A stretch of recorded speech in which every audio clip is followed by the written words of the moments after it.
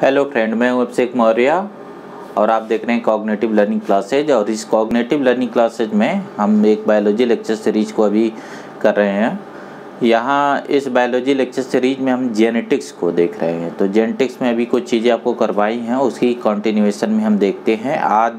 अभी हम डिस्कस करेंगे मोनोहाइब्रिड क्रॉस को। ठीक है, जैसे एक चीज़ यहाँ थोड़ा पहले हम देख लेते हैं कि एक जो मोनोहाइब्रिड क्रॉस है, जो मेंडल के अकॉर्डिंग उसने क्या स्ट्रेटजी क्या लगाई।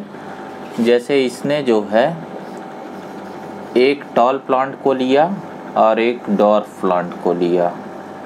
ठीक है, यहाँ पे एक प्लांट को आप मेल फीमेल इस तरीके से असाइन किए हुए हैं। ये दोनों प्योर ब्रीडिंग प्लांट है। मैंने पहले ही आपको बताया था कि ये प्योर ब्रीडिंग कैसे इसने किया। इनकी सेल्फिंग करा के देखा और मेंडल ने एक्चुअल में इनको 7 जनरेशन तक सेल्फिंग कराई और ये कैरेक्टर जब स्टेबल रहे तो इनको प्योर ब्रीडिंग असाइन किया। प्योर ब्रीडिंग का मतलब होमोजाइगस हो जाता है। जैसे आपको समझाया था, होमोजाइगस का मतलब क्या होता है कि जिसमें दोनों गेमेट एक जैसे बने। ठीक है, तो इस क्रॉस को 2 तरीके से दिखाया जाता है। जैसे ये इधर मैं फिनोटाइपिक दिखा रहा हूँ, इधर जीनोटाइपिक। अगर जीनोटाइप में दिखाते हैं तो इसको इस तरीके से असाइन करते हैं, ये होमोजाइगस है, ये होमोजाइगस है। ठीक है, इसका जो है इस दूसरे होमोजाइगस के साथ ये भी होमोजाइगस है। ठीक है, इसके साथ क्रॉस करवाया जाता है। इस जनरेशन को हम पी जनरेशन बोलते हैं, पी फॉर पेरेंट। ये अगर मेल है और ये अगर फीमेल है। ठीक है, तो इनके गेमेट्स बनते हैं। जब इनके गेमेट्स बनते हैं, जैसे इसको अगर हम क्रोमोसोम के फॉर्म में दिखाएं तो इस तरीके से दिखाएंगे कि जैसे मान लीजिए ये इस तरीके से है। यहाँ जीन की लोकेशन है, इस लोकेशन पे यहाँ टी है, यहाँ भी कैपिटल टी है। और इस तरफ अगर हम दिखाएंगे तो यहाँ पे देखिए स्मॉल टी है और इसका जो होमोलॉगस क्रोमोसोम होगा इसमें भी यहाँ स्मॉल टी होगा। बाकी इन पोजीशन पे आप जानते हैं कि सेम टाइप का वो रहेगा। ठीक है, अब क्या है, जब गेमेट्स बनता है ये जो है ये पूरा 2n होता है। तो जब गेमेट्स बनता है तो इसका हैप्लॉइड n ही गेमेट में जाएगा। एक्चुअल में गेमेटोजेनेसिस में ये जो है, देखिए एक बात आपको समझा दूँ, मियोसिस एक लाइन में, जैसे ये कोई सेल है। ठीक है, ये कोई सेल है, डिप्लॉयड सेल। ठीक है, इसमें देखिए ये कैपिटल टी है, ये भी कैपिटल टी है। ठीक है, ये मान लीजिए स्मॉल टी है, ये स्मॉल टी है। मैंने जानबूझ के इसको अलग रखा है, इंडिविजुअल हो जाएगा कैपिटल टी स्मॉल टी। ठीक है, अब देखिए जब मियोसिस होता है, जो मियोसिस सेल डिवीज़न होती है जिसको आप रिडक्शन डिवीज़न बोलते हैं, इसमें 2 डिवीज़न होता है। एक आप मियोसिस फर्स्ट बोलते हैं, एक को आप मियोसिस सेकंड बोलते हैं। फर्स्ट जो डिवीज़न होता है इसको हम रिडक्शन डिवीज़न बोलते हैं और सेकंड को ये माइटोसिस या सोमैटिक डिवीज़न जैसा होता है, ये जस्ट लाइक माइटोसिस डिवीज़न जैसा होता है। तो इसमें यहाँ पे जो सेल है वो 2n है। मियोसिस जो है डिप्लॉयड सेल में होती है, तो डिप्लॉयड सेल से यहाँ पे ये कन्वर्ट हो जाती है हैप्लॉयड सेल में।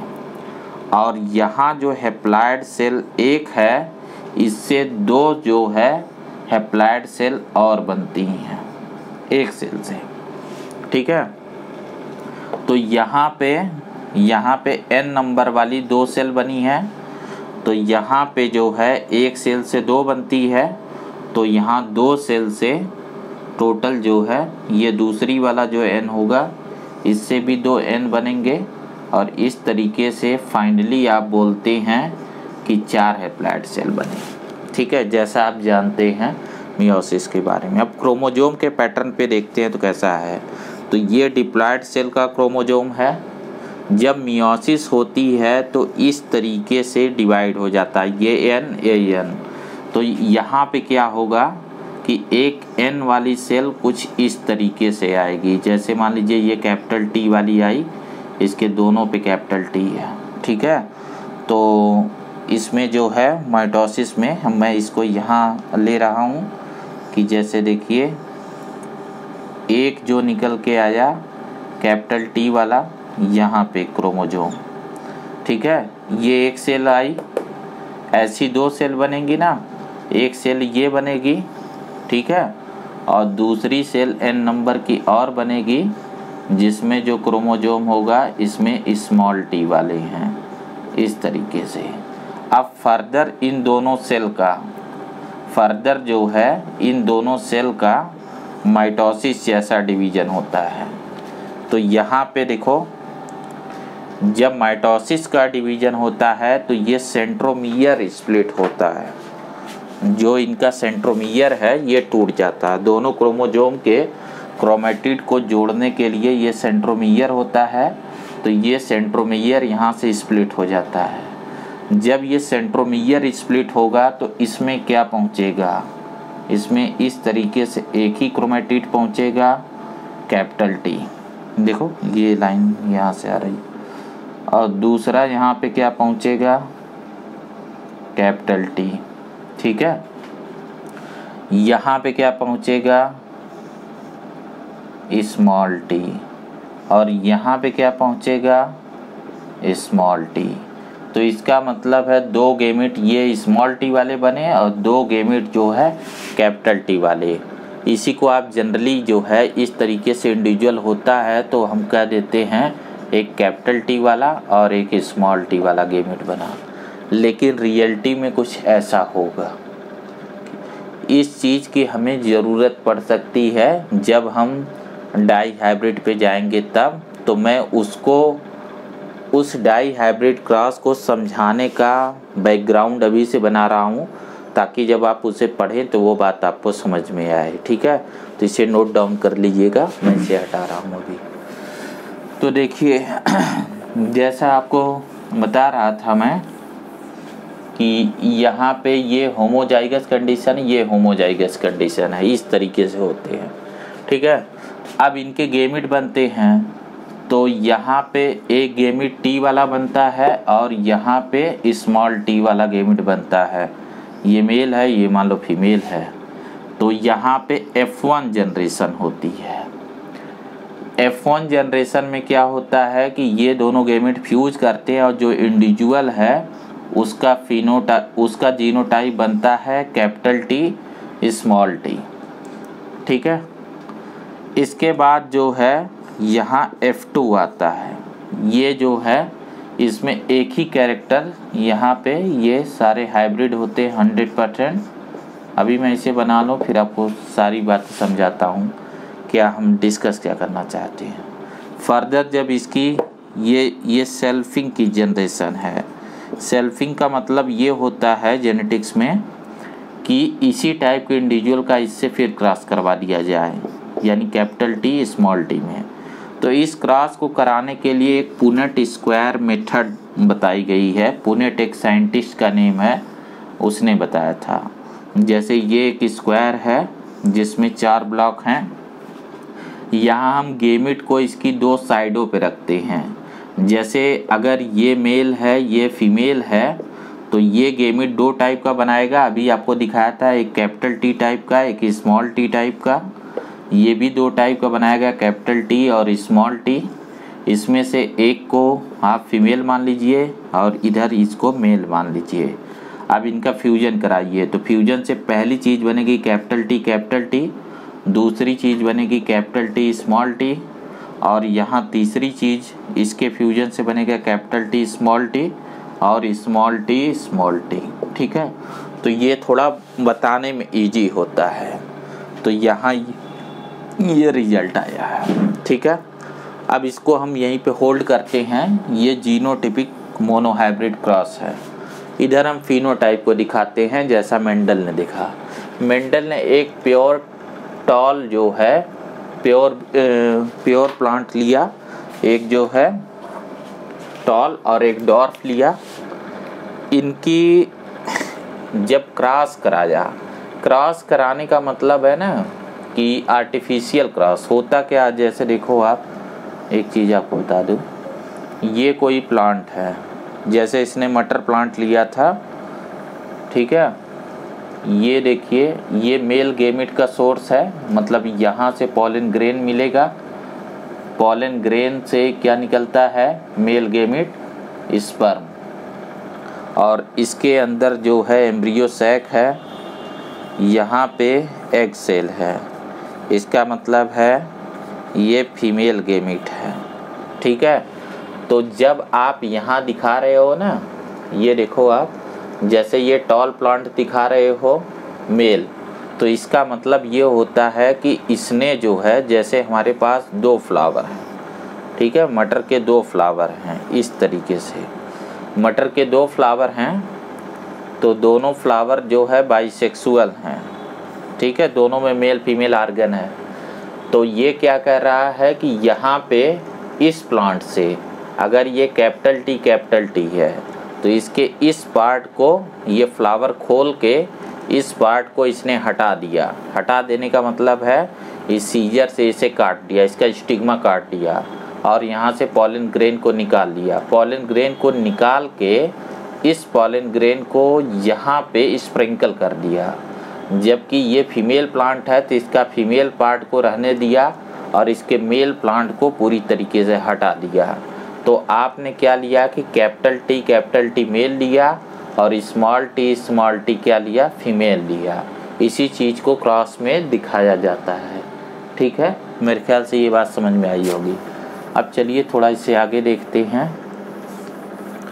यहाँ पे उसका वो देखते हैं क्या हुआ।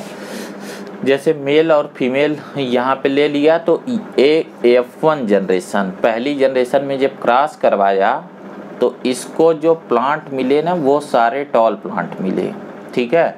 जैसे आपको डायग्राम में 4 प्लांट दिखेंगे और चारों जो है टॉलनेस का कैरेक्टर दिखा। तो यहाँ पे ये पेरेंट जनरेशन है, ठीक है। तो यहाँ पे ये जो आपको टॉल प्लांट मिले, तो देखिए क्या हुआ कि एक्चुअल में इससे पहले जो बिलीव जा रही थी, मतलब जेनेटिक्स का जो बिलीव था कि जो कैरेक्टर होते हैं वो दोनों ब्लेंड हो जाते हैं और उसका इनहेरिटेंस होता है। मैंने बताया था ना कि मेंडल से पहले जो इनहेरिटेंस था वो था ब्लेंडिंग इनहेरिटेंस। तो एक्चुअल में होना ये चाहिए था कि जब इनहेरिटेंस यहाँ पे हुआ तो इसमें जो है टॉलनेस और डॉर्फनेस का कैरेक्टर आना चाहिए था, दोनों ब्लेंड होते तो एक इंटरमीडिएट हाइट का प्लांट मिलता। लेकिन यहाँ जो प्लांट मिला है उसकी हाइट इस पेरेंट के हाइट जैसी थी, ठीक है। अब ये इसका मतलब हुआ कि एक कैरेक्टर पेरेंट का तो आया, लेकिन दूसरा कैरेक्टर यहाँ सप्रेस हो गया, वो दिखा नहीं, क्योंकि 100% जितने प्लांट थे सब में एक ही कैरेक्टर का इनहेरिटेंस हुआ है, टॉलनेस का कैरेक्टर, डॉर्फनेस का आया नहीं। अब मेंडल ये जानना चाहता था क्या ये जो कैरेक्टर है ये इसमें मिक्स हो गया, तो इसने इसकी सेल्फिंग करा ली, F2 जनरेशन। इसका मतलब है इन टॉल प्लांट के बीच फिर से क्रॉस करवा दिया जो इस जनरेशन में मिले थे। तो जब इनके फिर से क्रॉस करवाए तो यहाँ पे इसको टॉल प्लांट जो है वो 3 रेशियो में मिले, 3 प्लांट टॉल मिले, 1 प्लांट डॉर्फ मिला, ठीक है। इसका मतलब ये है कि 3 प्लांट की जो जीनोटाइप थी या 3 रेशियो में, उसमें टॉलनेस का कैरेक्टर आया और 1 रेशियो जो है वो डॉर्फनेस के आया। ये रेशियो है, नंबर ऑफ प्लांट नहीं है, एक्चुअल में ये रेशियो है। जैसे जितने प्लांट आए उसमें से 3/4 जो प्लांट थे 75%, उसमें टॉलनेस का कैरेक्टर इस पेरेंट जनरेशन जैसा था, F1 जनरेशन जैसा था, और जो 25% है उसमें जो है ये डॉर्फनेस का कैरेक्टर फिर से आ गया, ठीक है। फिर इसने क्या किया कि यहीं पे ये रुका नहीं है, इसने क्या किया कि एक F3 जनरेशन करवाया। जब F3 जनरेशन करवाया तो उसने देखा कि इसमें से ये वाला जो है एक यानी कि 25%, इसमें तो टॉलनेस का कैरेक्टर फिर से बरकरार रहा, ये सारे प्लांट टॉल ही रहे, और ये भी जो है टॉलनेस के ये डॉर्फनेस का कैरेक्टर इसका बरकरार रहा, मतलब ये प्योर निकले, ये भी प्योर था, ठीक है। 25% प्योर थे, और ये दोनों जो बच रहे थे, मतलब इसके जो है 2/3 जो पार्ट थे, इनमें ये फर्दर टूट गए 3:1 की रेशियो में, ठीक है। तो यहाँ से इन्फ्रेंस क्या निकलता है वो उस चीज़ पे हम आते हैं। इसको अभी थोड़ा सा यहाँ से होल्ड कर लीजिए, अभी मैं इसको फिर से बताता हूँ आपको। एक्चुअल में देखिए, अगर मेंडल की नज़र से देखें तो इसने एक टॉल प्लांट लिया था, एक डॉर्फ प्लांट लिया था, और पहली जनरेशन में क्रॉस के बाद 100% टॉलनेस का कैरेक्टर सिर्फ इनहेरिटेंस हुआ और डॉर्फनेस का कैरेक्टर कहीं सप्रेस हो गया, और अगली जनरेशन में वापस डॉर्फनेस का कैरेक्टर दिख गया। तो इसका मतलब यहाँ ब्लेंडिंग नहीं हुआ था F1 में कैरेक्टर ब्लेंड नहीं हुए थे, वो टेम्पररी जो है उनकी मिक्सिंग हुई थी, लेकिन ब्लेंड नहीं हुआ था। ब्लेंड होने का मतलब है कोई इंटरमीडिएट मिलता, वैसा नहीं मिला। और ये जो प्लांट है ये प्योर नहीं थे, तो मेंडल ने इनको नेम दिया हाइब्रिड उसको बोलते हैं जिनकी सेल्फिंग करने पे वो स्प्लिट हो जाते हैं। ये फिर से स्प्लिट हो गए। इसमें से ये 25% इसने देखा कि ये प्योर ब्रीडिंग वाले हैं, लेकिन जो 50% ये हैं ये फिर से हाइब्रिड थे, क्योंकि इनको सेल्फिंग कराने पे ये फर्दर स्प्लिट कर गए, ठीक है। तो ये एक कैरेक्टर का इनहेरिटेंस था। इस इनहेरिटेंस से मेंडल ने अपने जो है इन्फ्रेंस निकाले थे, जिसमें लॉ ऑफ डोमिनेंस था और लॉ ऑफ सेग्रीगेशन था। वो कैसे है मैं समझाता हूँ। जैसे आप देखो, ये टॉलनेस का कैरेक्टर है, ये डॉर्फनेस का कैरेक्टर, दोनों अपने आप में प्योर ब्रीडिंग है, ये इसने पहले चेक किया। लेकिन F1 जनरेशन में सिर्फ एक ही कैरेक्टर शो हो रहा है टॉलनेस का, डॉर्फनेस का छुप गया। तो इसने बोला कि ये जो एक स्टेम की हाइट, यहाँ हमने जो कैरेक्टर लिया है, एक चीज़ देखो, जो हमने कैरेक्टर लिया है वो है स्टेम की हाइट। तो स्टेम की हाइट का जो ट्रेट टॉलनेस है, इसको इसने बोला कि ये डोमिनेंट है। क्यों डोमिनेंट है? क्योंकि ये प्योर ब्रीडिंग में भी दिख रहा है, ये हाइब्रिड में भी दिख रहा है, और इस कैरेक्टर को डॉर्फनेस को इसने बोला रिसेसिव है। तो इसके बेसिस पे मेंडल ने एक जो है जनरलाइजेशन निकाला, एक जो है जनरलाइज प्रिंसिपल निकाला कि लॉ ऑफ डोमिनेंस, जो कैरेक्टर को वन पेयर फैक्टर कंट्रोल करते हैं उनमें से आधे या एक जो पेयर होता है वो डोमिनेंस होता है और एक दूसरा रिसेसिव होता है। डोमिनेंस वो होता है जो प्योर ब्रीडिंग और हाइब्रिड दोनों में अपने फिनोटाइप को दिखा पाए, और रिसेसिव वो होता है जो सिर्फ प्योर ब्रीडिंग फार्म में अपने को दिखा पाए, हाइब्रिड में वो सप्रेस रहता है। अब यहाँ मिक्सिंग नहीं हुई थी, ये जो है हाइब्रिड स्प्लिट क्यों हुआ, तो इसको इसने बताया लॉ ऑफ सेग्रीगेशन। एक्चुअल में हाइब्रिड में कैरेक्टर सिर्फ सप्रेस हुए हैं इस डोमिनेंट इफेक्ट की वजह से, और जब ये फर्दर जो है यहाँ गेमिट बनने पे ये फिर से सेग्रीगेट होते हैं। जब ये सेग्रीगेट होते हैं तो हमें वापस 25% जो पॉपुलेशन है उसमें डॉर्फनेस की कैरेक्टर हमें वापस दिख जाती है। तो इस बात को इसने बोला लॉ ऑफ सेग्रीगेशन, इसी वजह से हाइब्रिड स्प्लिट हो जाते हैं, और हमें ये जो कैरेक्टर जो रिसेसिव कैरेक्टर था वो रीअपीयर होता जो छुप गया था। तो मेंडल के समय ग्राफ बिल्कुल ये जो मोनो हाइब्रिड क्रॉस था वो ऐसा ही था। जैसे अगर आप अपने बुक में देखोगे तो आप देखो आपकी बुक में इसे किस तरीके से मेंशन किया गया है। ये जो है यहाँ पे मेंशन किया गया है पेज नंबर 72। देखिए, पेरेंटल टॉल एंड डॉर्फ लिया, F1 जनरेशन में सारे टॉल हैं, उनकी सेल्फिंग कराई, तो यहाँ 3 जो है टॉल मिले, 1 डॉर्फ मिला, ठीक है।